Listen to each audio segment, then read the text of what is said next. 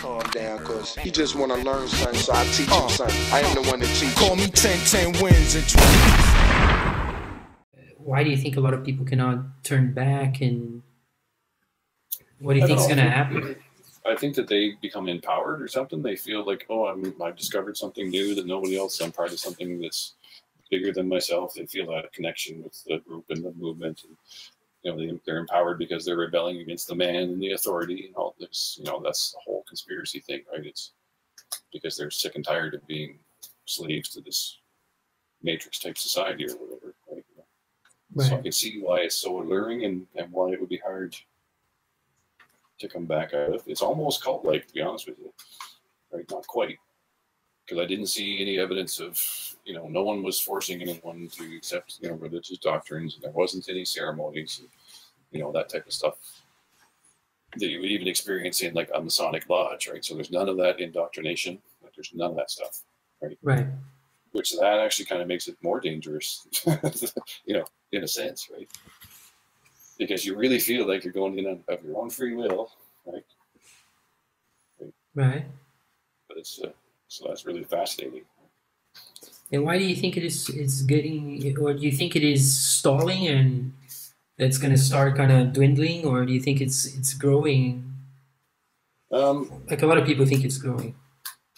I think it is probably growing, but it's kind of both at the same time. It's growing at a certain rate, but it's also dying at a certain rate. Like there's a few at the top, like Bob and Mike and all these guys, and Jaron and so forth.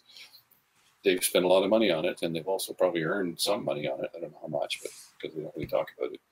But I mean, obviously they're getting sponsorship from, Schneider's and other groups that are giving them free, like Ubiquity giving them free, not free, but extremely discounted microwave testing equipment, right?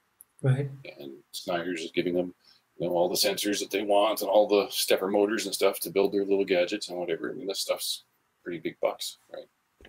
So right. They are getting some financial gain. Do you think that they deserve the kind of attacks that they're being, because you can say, for instance, that they got a lot of things right, even from your perspective. Yep. Many of the critiques that they're making are valid, but the end result, the flat surface, you would say, is wrong. So their base certainty that it is what most of them believe that. Well, I guess. Well, in a way, if they say there's two things they say. If they say they're not on a spinning ball Earth, then you would agree. But when they say it is flat, you don't agree, right? Correct. Yeah. But you probably think that they're doing good work. In terms of. Well, I think so. I mean, I think they have there's a certain aspect that they honestly believe that what they're doing is valid and so forth, but they are also at the same time experiencing a bias where they're trying to prove the globe wrong, right? Yeah. Rather than trying to just prove what is actually the truth, right? Right. So they're vehemently attacking the globe, even though the globe has a lot to stand on. So I think it's a little tiny bit. It's a bit of both, right? But yet, where I draw the line is when they do all the scientific experiments, and those experiments prove their model wrong, which is scientific, right? You've now falsified your assumptions, so now you have the truth, right? So out of your assumptions that you falsified, you now have the truth. Now, when they take that truth and bury it, right, and hide it, basically, they've hidden their results by taking down their driver videos. They're not publishing the evidence from the FOG, right, and they're hiding communications between experts and then acting as a gatekeeper, saying, "Oh, well, this guy said this, and he's supporting us, and he's from Boeing," right? Well, you didn't show him the original email, right? Those types of things, right? So now that becomes. So you say that they're on some sort of like damage. Damage control. Yeah. Damage control kind of mode. Yeah, that's kind of where they're at right now. It's easy to see that's what they're doing, right? So now, even on my Facebook page, like if you go on there, I posted one about the aircraft at 30,000 feet and some analysis I did on the angles and stuff. Mm-hmm. Mike himself came on there and in no uncertain terms essentially is trying to allude that, oh, you're psychotic and I'm not supporting you anymore. And they took away my credentials from Fecore today. They said, okay, that's it, you're out of here. So I can no longer log into the Discord. I can't log into the Fecore website anymore, even though I had administration rights, et cetera, et cetera. Right? So as soon as I disagreed with him on whether it's flat or round, right, and I came out, and Richard did too, another guy, he's an electronics expert, he came out, because I was supporting him. They were attacking him, and I came to his defense, right? Right.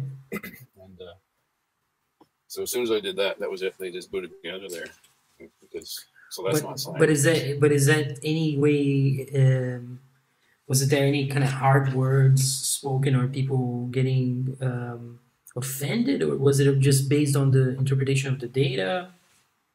Well, from mine and Richard's point of view, it was just interpretation of the data.